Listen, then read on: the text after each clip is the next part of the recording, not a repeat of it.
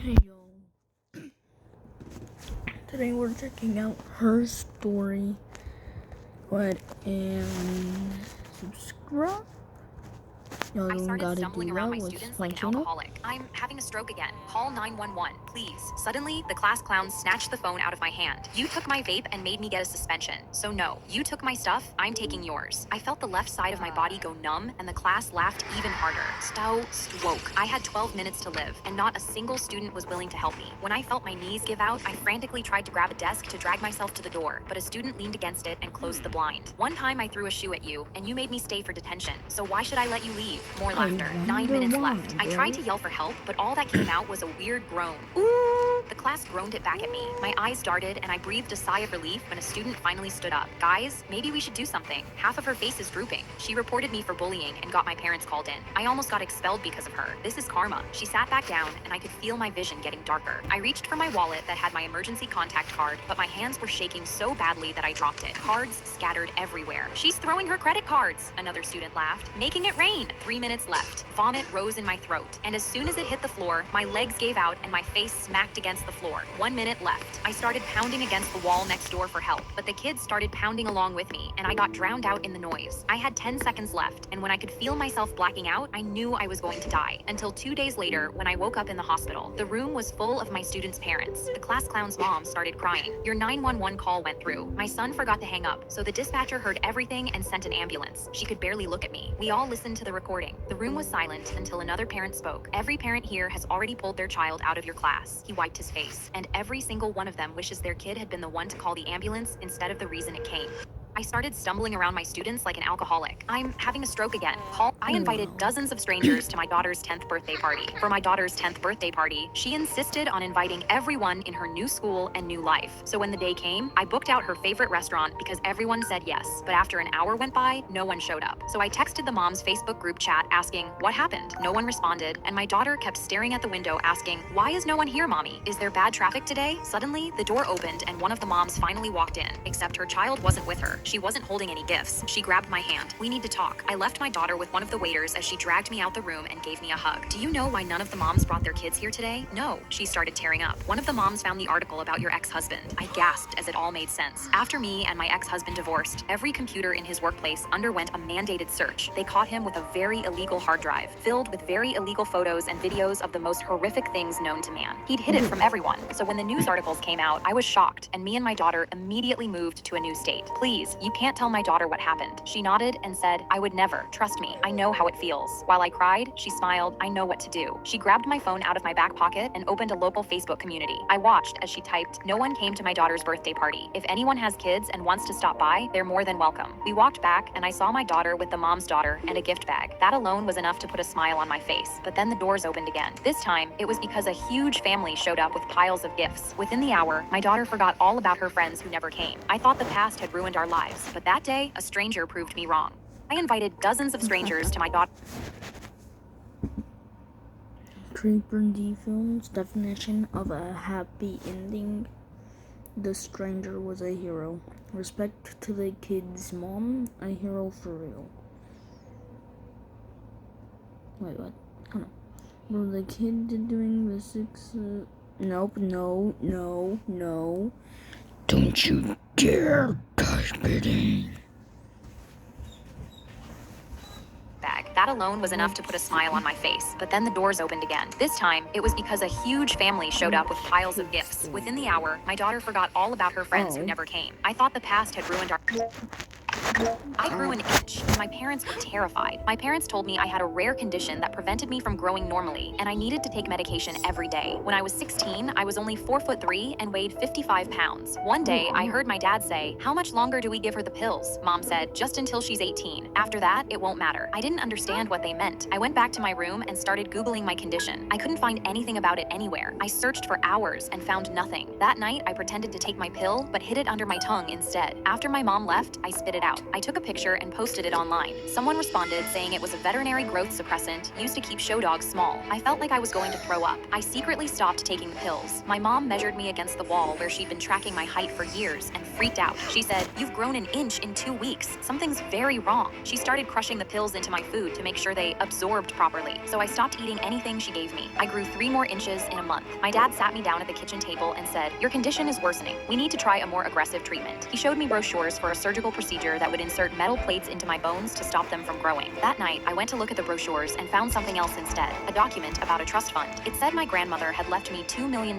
but only if I was over 5 feet tall and healthy at 18. If I was under 5 feet tall and classified as permanently disabled, the money would go to my parents as my legal caretakers. Just then, my parents walked in. I said, "You've been poisoning me since I was born so you could take my money." My dad said, "Your grandmother created an impossible situation. We chose what was best for the whole family." I said, "You chose $2 million over your daughter." He pulled another bottle of pills from the safe and said, "We can still fix this." My mom moved in front of the door and blocked it. I screamed so loudly my neighbor heard and called the police. My parents were arrested and charged with child abuse and fraud. I got the $2 million, but I'll never get back height they stole from me or the childhood I spent thinking I was sick when I was really just being robbed. I grew an inch. Hold up.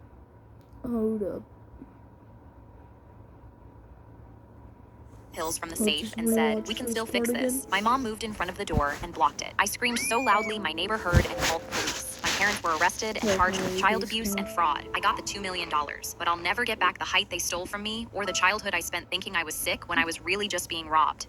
I grew an inch, and my parents were terrified. My parents told me I had a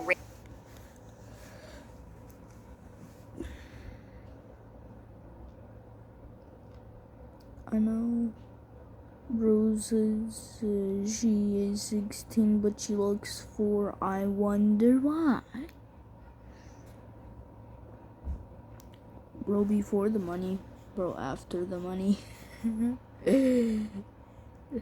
My husband jumped up at 2 a.m. saying, "What was that sound?" "What sound?" I said, rubbing my eyes, but then I heard it too. Someone outside our house. I looked over at him, but just as I did, we heard the sound of glass shattering. We heard multiple men climbing inside our living room. We looked at each other and were both terrified, but then we both remembered it. "Quick, get the gun!" My husband jumped out of bed, grabbing the gun from his drawer, and for a moment, I believed everything would be okay. But as the voices got louder, he started shaking. Someone yelled, "Who's there?" And in that moment, my husband bolted into the bathroom, slamming the door behind him. I sat there frozen, and someone banged on the door. "Open this door!" I started hyperventilating and pressed myself against the door. They kept banging, each time harder. I couldn't breathe and tears covered my face. Then finally, they charged at the door, completely breaking it down. I screamed and they grabbed me. "Hey, you move, you die, don't move, don't move." I stood frozen in the corner, hands raised. They grabbed my jewelry box, dumped it into a bag, then started ripping through our closet. One tried to break down the bathroom door, but my husband screamed, "Take whatever you want, just leave me alone." They all looked at each other and pointed the gun at the door. They were about to shoot when we heard sirens. Red and blue lights were outside the window and they all panicked. They ran out of the room, but one said, "Your husband is pussy." They ran outside, and I watched the police grab them before they could get away. And when my husband finally crawled out of the bathroom, I felt my fists clench with rage. I immediately slapped him in the face so hard he fell backwards, and as he laid there, I threw my wedding ring at him and stormed out. My husband jumped up at 2 a.m. saying, "What was that sound?" "What sound?" I said, rubbing my eyes, but then I heard it too. Someone outside Hillside. I was 15 minutes into labor and already in excruciating pain when my husband stood up and clutched his chest, suddenly falling to the floor. A doctor immediately rushed in and put him on a stretcher, wheeling him out before I could say a word. In response, I coded red. I was so worried about him that my own heart rate shot up, triggering my preeclampsia and forcing me to have a C-section. Thankfully, my baby was okay. I woke up and went to take a photo of our child, and that's when I saw my husband's Instagram from 30 minutes ago. He was drinking with a friend at the bar. I was in disbelief and showed my nurse, who was so shocked she suggested a plan. She called him from the hospital, telling him to come now for a serious emergency. I saw him stroll in an hour later, which is when the nurse started covering me with a white sheet. My husband freaked out and started rushing over, but the nurse got in his way and said she was sorry, but they needed to wheel my body away for examination. He started crying and dropped to his knees, and that's when she leaned down and said I died giving birth due to an anxiety-induced heart attack, and had he been there, it would have probably calmed me down and I'd still be alive. Translation: it was his fault. I was barely able to control my laughter. My husband started dry heaving, repeating, "It's my fault. It wasn't even real," over and over, and next thing I knew, he fell over and started having an actual heart attack right there on the floor. He thankfully survived, but when he woke up, I dropped the divorce papers on his chest.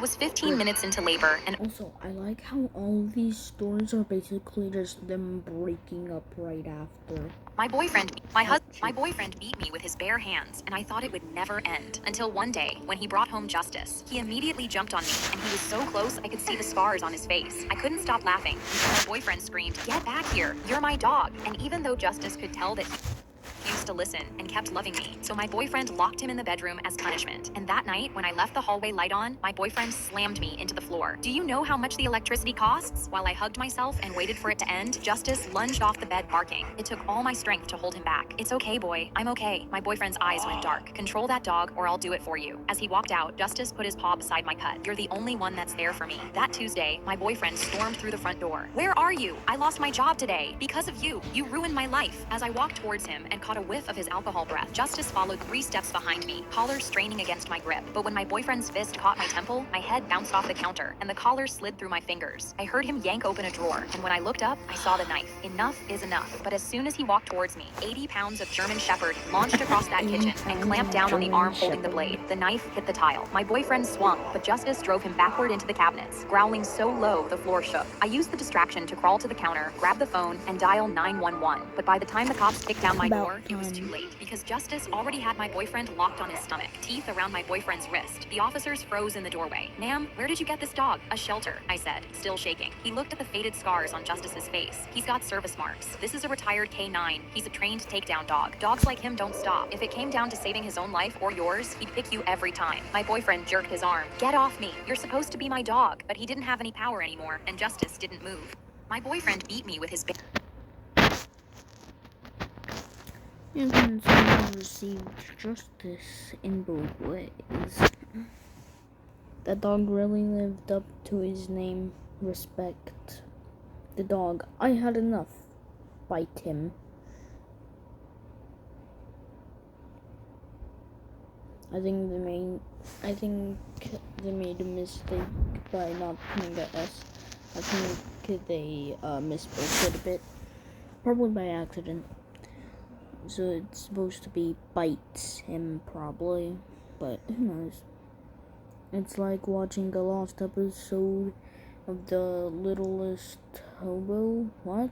My husband's best man humiliated us at the altar, and it made my wedding perfect. Philip patted his jacket, checked every pocket, and turned them inside out before facing 200 guests and announcing, "The rings are gone." The priest stood there with his hand still out, while Anthony grabbed Philip's arm. "Philip, those rings are 4 generations old. They're irreplaceable family heirlooms. Where are they?" But instead of answering, Philip pulled out his phone and started typing. The priest stepped forward and suggested they pause the ceremony. "Give me 30 minutes and you'll understand everything," Philip said, and my whole body went hot. "Philip, are you crazy?" I lunged at him, but Anthony held me back and got in Philip's face. "You lost my grandmother's ring that survived the Holocaust, and you're asking for more time?" Philip didn't flinch. My mom shot up, shaking. "What kind of sick game are you playing with my daughter's wedding?" Philip just kept looking at his phone. A woman in the 3rd row leaned to her husband. "This is the most disrespectful thing I've ever seen," and my face burned. A couple in the back grabbed their coats and walked out. My mom pointed at Philip with tears running down her face and told Anthony this was who he chose to stand next to him over family. Anthony's jaw tightened, and he told Philip to leave. Philip didn't move. Anthony grabbed his arm and started pulling him toward the side door, but Philip planted his feet. "Have I ever let you down?" I thought about the rehearsal speech he gave at that same altar 12 hours ago that made the whole room cry, and knew he wasn't trying to ruin my day. So I told Anthony to stop, and we waited. I sat down on the altar steps in my wedding dress, and Philip stood by the back door with his phone in his hand, while the longest 19 minutes of my life crawled by. The back doors swung open. My sister stood in the doorway in military dress blues, holding a small velvet box. My knees hit the floor. The last time I saw her face was on a video call where she cried because she couldn't get leave. She walked down the aisle, held out the box, and said, "I've got the rings. Sorry I'm late." I ran to her so fast we both hit the ground, and I held on so tight neither of us could breathe. Philip put his hand on Anthony's shoulder. "She got emergency leave 3 days ago and made me promise to make sure she didn't miss the ceremony. The only way to stall without ruining the surprise was to pretend I lost the rings." My husband's best man humiliated us. The one who said the first, the third are disrespectful. Yeah. The couple in the back grabbed their coats and walked out. Why is there 2 men walking together and going out of the way? No. And suggested held me back and got in Philip's face. "You lost my grandmother more time?" Philip With my daughter's wedding, Philip just kept looking at his phone. A woman in the third row leaned to her husband. This is the most disrespectful thing I've ever seen, and my face burned. A couple in the back grabbed their coats and walked out. My mom pointed at Philip with... Alright, but that's it for now. So see you guys in the next one.